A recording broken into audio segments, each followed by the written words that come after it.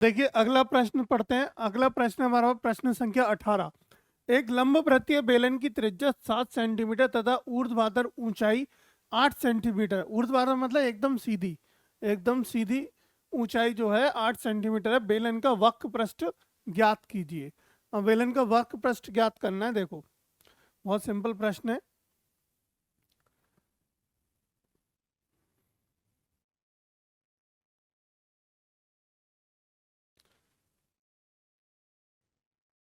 एक बना लेते हैं बेलन, है ना।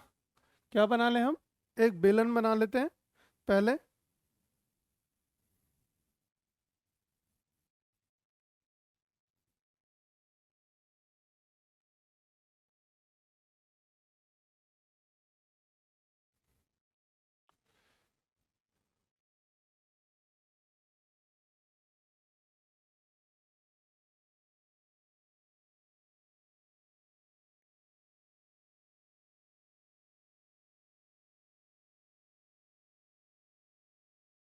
चलो भाई, ये बन गया हमारा बेलन।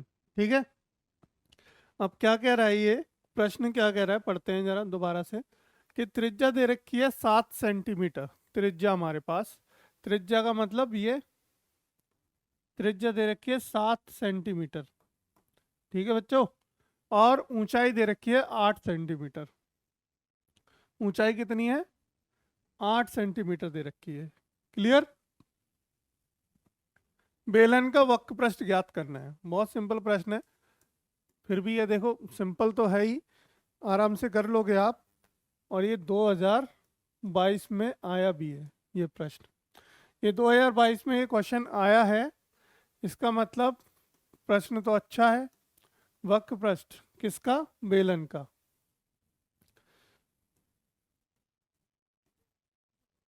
बेलन का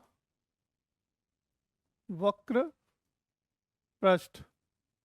तो बेलन का वक्र पृष्ठ क्या होता है, बताओ जरा। जल्दी से फॉर्मूला याद करो, बताओ क्या होता है। 2 पाई RH होता है। तो 2 × पाई की वैल्यू क्या रखें, 22/7, है ना। अगर प्रश्न में नहीं दिया गया है जब तक आपको कि पाई की वैल्यू 3 पॉइंट, देखो दो वैल्यू होती हैं। एक तो हमारी जो पाई की वैल्यू दो ही यूज होंगी, एक 3.14 यूज होगी या फिर 22/7 यूज होगी। ठीक है। या तो 3.14 यूज करेंगे या फिर 22/7 यूज करेंगे। जब प्रश्न में दिया गया होगा 3.1 यूज करने के लिए तभी यूज करेंगे, अन्यथा हम 22.7 यूज करेंगे। क्लियर। 2 पाई R कितना है बच्चों, 7 × 7। ठीक है, R एक ही बार है ना। इंटू H कितना है, 8। क्लियर। देखो 7 से 7 कट गया, क्या बचेगा हमारे पास, 22 दूनी 44, या फिर ऐसा कर लो 22 दूनी 44 कर लो, गुणा 8। 8 बचा। अब 8 × 4 = 32 का 2, अच्छे लगा 3, 8 × 4 = 32 का 2, 8 × 4 = 32, 32 हासिल लगा 3, है ना। 8 × 4 = 32 और 3 35, कितना हुआ 354। 354 क्या आ गया बच्चों, 354 सेंटीमीटर स्क्वायर। सेंटीमीटर स्क्वायर लिख लो, या फिर इसको लिख सकते हैं हम वर्ग सेंटीमीटर। क्या लिख सकते हैं, वर्ग सेंटीमीटर। कोई डाउट आपको यहाँ पे। तो आपका वक्र पृष्ठ कितना निकल आया, 352। देखो 2 लाइन का प्रश्न था और फिर भी एग्जाम में आया ही था, इम्पोर्टेंट प्रश्न है। हो सकता है एक बार फिर देखने को मिले आपको। और ये 2 नंबर का, यानी मार्क्स 2 नंबर का प्रश्न था। 2 नंबर में ये प्रश्न आया था। क्लियर।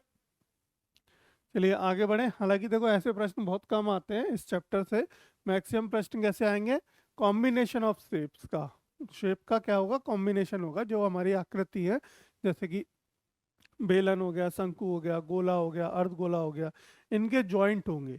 तो जॉइंट को जोड़ के वो दोनों से पूछेगा पूरे का संपूर्ण प्रश्न बताओ या फिर पूरे का आयतन बताओ, इस तरीके से पूछता है ना। इस तरीके से प्रश्न कम आते हैं, लेकिन फिर भी अगर 2 नंबर में आ जाएगा तो आप बड़े आसानी से कर आओगे। क्लियर है बच्चों।